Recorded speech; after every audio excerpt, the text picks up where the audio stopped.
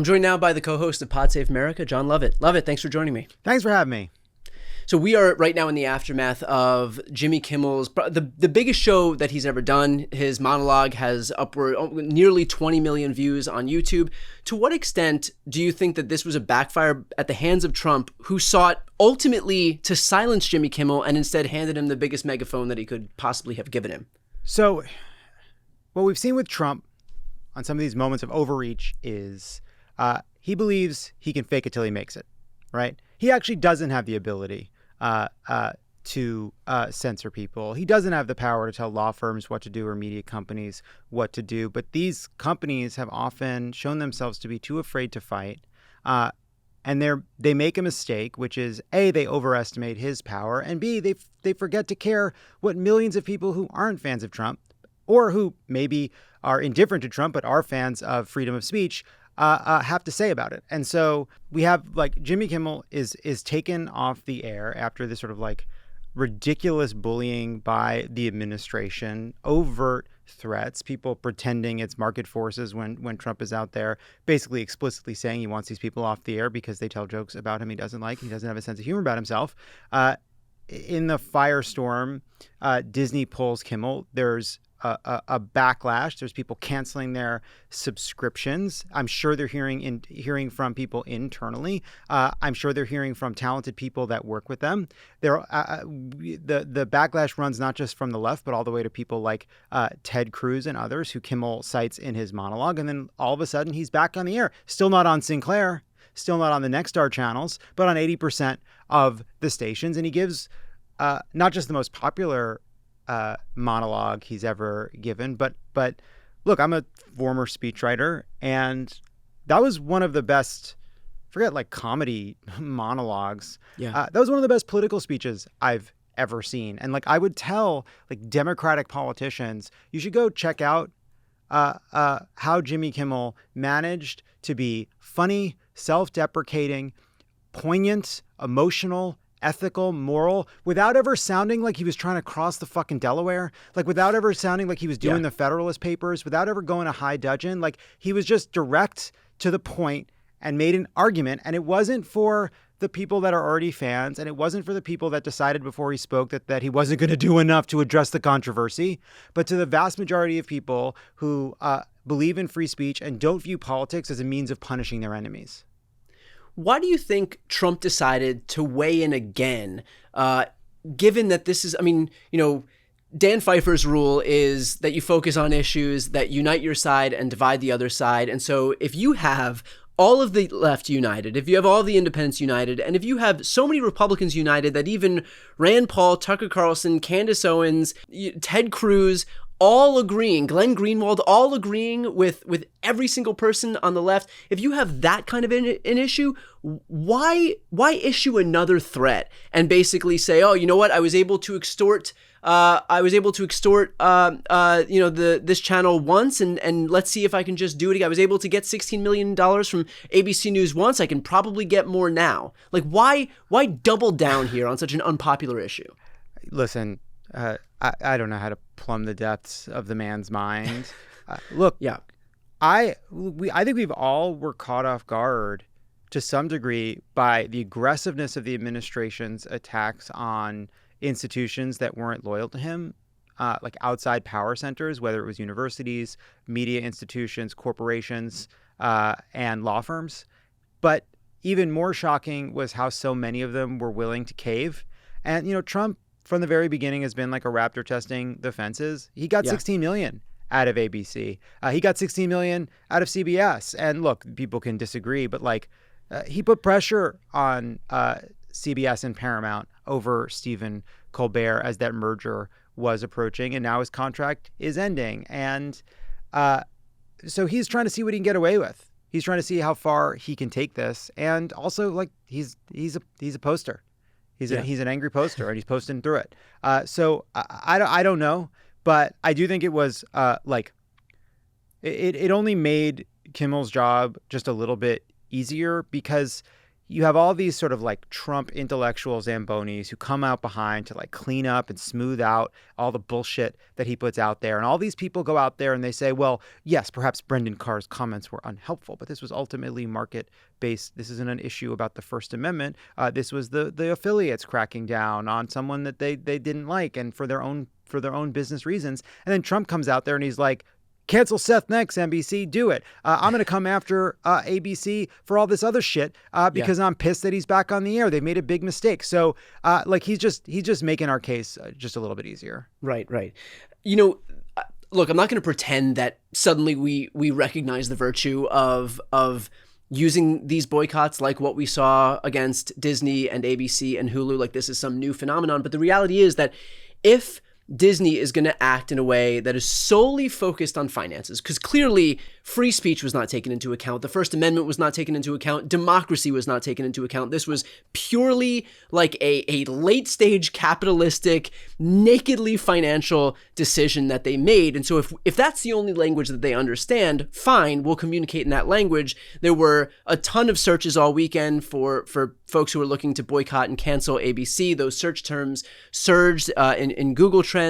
Actors and producers and writers and directors that work with ABC were calling for folks who follow them to boycott the network.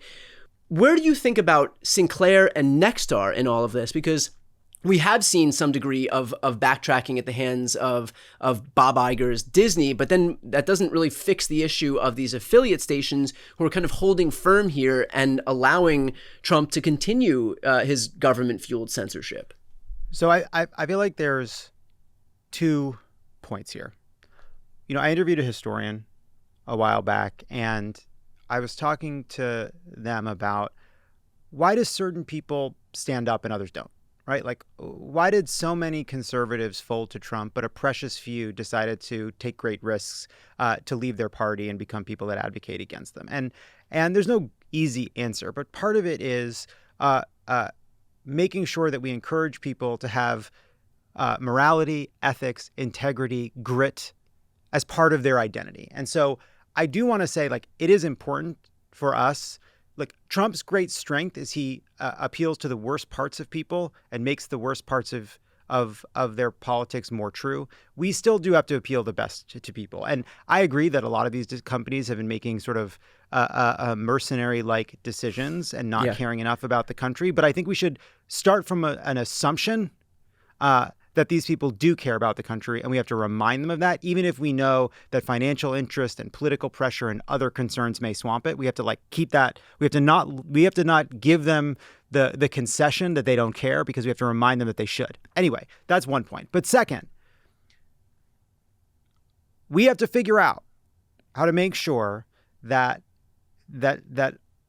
companies under pressure from Donald Trump do not think of Democratic politicians and the big Democratic movement in this country that runs from the anti-Trump center right all the way to the far left. That we have to make sure that group of people feel like they are politically powerful, and that does mean in moments like this, like this moment of boycott was like really important, yes, but like it's a big deal to me that it was organic. It tells us, A, that there's a lot of people paying attention that are willing to act, and B, that it happened not because of, but despite a lack of organization. And we got to figure out what it looks like to be a more organized democratic resistance. And there needs to be more coordination among progressive groups. That is not the Democratic Party. That can be part of it, but it is about progressive organizations, progressive institutions, pro-democracy institutions that are talking to one another and coordinating. Because let's say Jimmy Kimmel weren't back on the air, right? Like, what he joked about in his monologue, like, oh, we got to get people to sign back up for Disney Plus. Like, if we're going to do boycotts and make that a part of it, I'm all for it. But we have to have like clear kind of like collective action that says we are all doing this boycott. This is the goal. If we achieve this goal, we turn it back on, right? Like, we have to like create incentives and like organize those incentives to make the democratic movement something that like corporations and others in power feel like they have to worry about. Yeah, I think that's perfectly put. You know, the in large part, the reason that I wanted to talk to you today in particular was because you've worked in this industry for years and years and years. And so For me, and we both live in LA, for me, this was particularly hard because I love the entertainment industry, and this is the lifeblood of the city that we live in. And it's also our way to, this is how you support the arts. This is how we export our culture, not just to the rest of the country, but to the rest of the world.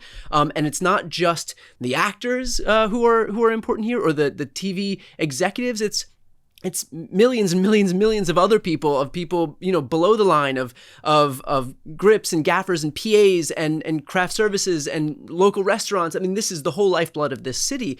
And so how are you thinking about this moment where there was a boycott against, an industry that in large part has been not as strong as it's been in recent decades. The entertainment industry is obviously, in a tough moment right now. And with the ascent of these streaming services and with social media, it's only getting worse and worse and more dire for that industry. But like reconciling that with the need for, okay, if someone is acting in a way that is so irresponsible that it's actually detrimental, not just to the rest of the industry, but to democracy itself, then we have to step up and kind of hurt the thing that we love. And so how did you think about that whole moment in the last week? So that's why, to me, like, it's not about was a boycott a good idea or a bad idea. It is, what is the goal of the boycott? Can the boycott help achieve it?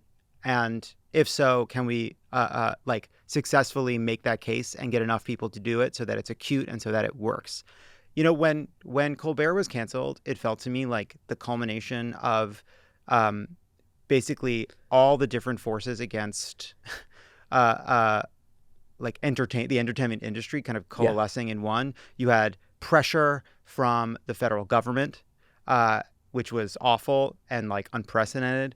You had the fact that we've seen all this just corporate consolidation, which is not like a necessary conclusion of new technology. Like, it wasn't necessary that we'd see all this consolidation in the face of streaming, but that is what happened. And then 3, social media and all these other forms of media that are competing with traditional media, and the fact that in the face of those 3 interconnected threats, there wasn't like a kind of ability to be creative enough to there wasn't the courage to save Colbert. There wasn't also like the creative energy to figure out how to make this like half a century old property valuable in a new medium. Like, well, it's losing $40 million a year per some of the stories. And it's like, okay, you're telling me this isn't of value? You can't find a way to make this work? There's no way to like continue this into a new era if it is because of business pressures. And so it just felt to me like a failure in the face of all of these forces. And like, I don't have the answer to all of this, but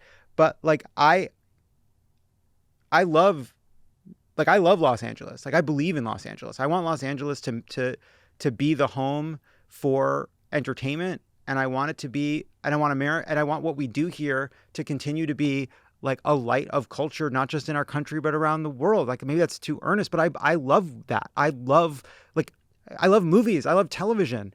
And there's always, every few years is another kind of moment of fear that we're at the end of a golden age. The other day I had a show, episode of Love It or Leave It. We had Patricia Arquette, Adam Scott, and Tony Gilroy from Andor and from Severance, 2 of the greatest television shows ever made. They both lost to another one of the greatest television shows ever made. Like, there are a lot of threats and there are a lot of challenges, but like, I just think we have to figure out how to be, like, we have to be smart and resourceful. We have to fight to make sure the government does enough to encourage production in Los Angeles. We have to make sure that we collectively prevent Trump from threatening and censoring his opposition. But I still like believe in like what we do here and in betting on it.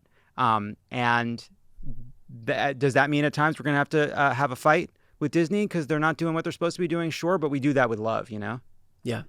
Well, really well said. I would also take this opportunity for everybody who's watching right now, knowing that we have seen this massive transition from linear TV, legacy media, over to independent media. Want to take this opportunity. If you are not yet subscribed to Pod Save America's YouTube channel, I'm going to put the link right here on the screen and also in the post description of this video. Please subscribe. It doesn't cost you anything, but it's a great way to support the invaluable work that John and Favs and Tommy do over at Crooked Media as well. So I'll put that link right here on the screen. Love it. Appreciate your time. Good to see you.